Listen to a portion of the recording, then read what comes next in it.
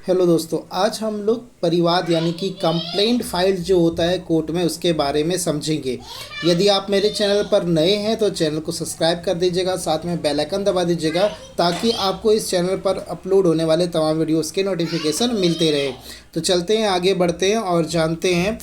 परिवाद यानी कि कंप्लेंट फाइल कब किया जाता है। जब कोई व्यक्ति पुलिस के सामने अपने खिलाफ हुए अपराध की सूचना को देता है और पुलिस उसके आवेदन को लेने से मना कर देता है या पुलिस वैसे आवेदन को नहीं लेता है, तो वैसी स्थिति में चाहता है उसको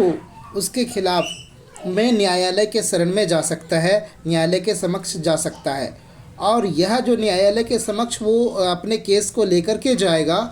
वहाँ पर मुख्य न्यायिक दंडाधिकारी के सामने वाद को प्रस्तुत कर सकता है। जो वाद को प्रस्तुत किया जाएगा, यह वाद मौखिक या लिखित दोनों ही स्थितियों में हो सकता है, लेकिन प्रैक्टिकली ये बात संभव नहीं होता है कि मौखिक रूप से कंप्लेन किया जाए। तो वैसी स्थिति में यहाँ पर जो आवेदन प्रस्तुत किया जाता है वो लिखित प्रस्तुत किया जाता है। आवेदन जो है सीआरपीसी की धारा 200 के अंतर्गत प्रस्तुत किया जाता है और उसी के अंतर्गत एग्जामिनेशन ऑफ कंप्लेनेंट होता है, यानी कि कंप्लेनेंट की परीक्षा होती है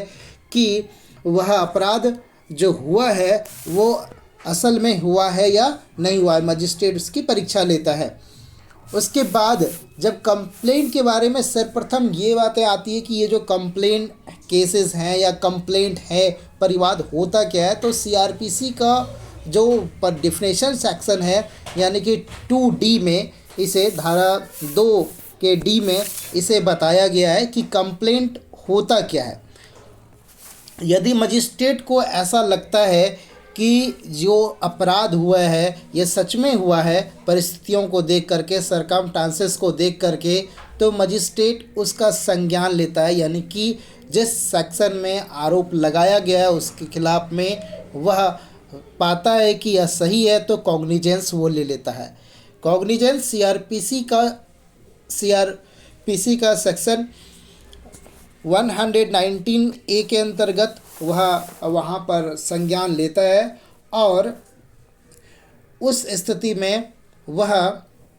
नोटिस के माध्यम से या सम्मन के माध्यम से एक्यूज्ड पर्सन को कोर्ट में बुलाता है कि देखिए आपके खिलाफ जो है फला फला सेक्शन में इस धारा में जो है आपके खिलाफ रिपोर्ट दर्ज हुई है, आपको अपने बात कहने का वहाँ पर उसको आने का अधिकार है। और उसी समय वो न्यायालय में जिस डेट को आदेश दिया जाता है उस डेट में वो उपस्थित होकर अपना बयान दर्ज करवाता है और साथ में अपना बेल करवाता है। उसके बाद जो है आफ्टर कॉग्निजेंस के बाद पुनः साक्षियों को बुला करके, कंप्लेनेंट के तरफ से जो भी साक्षी हैं उनको पुनः बुला करके साक्ष्य 1 by 1 करके लिया जाता है। जब उनके साक्ष्य पुनः लिए जाते हैं तब उन जिन व्यक्तियों के खिलाफ जो है संज्ञान लिया गया है उनके खिलाफ चार्ज बनता है और चार्ज बनने के बाद यानी कि चार्ज यानी आरोप लगता है उनके ऊपर और फिर आफ्टर चार्ज फिर से साक्ष्य लिया जाता है। तो कंप्लेन जो फाइल होते हैं उसमें 3 स्थितियों में जो याद रखेंगे, साक्ष्य 3 बार साक्ष्य लिया जाता है।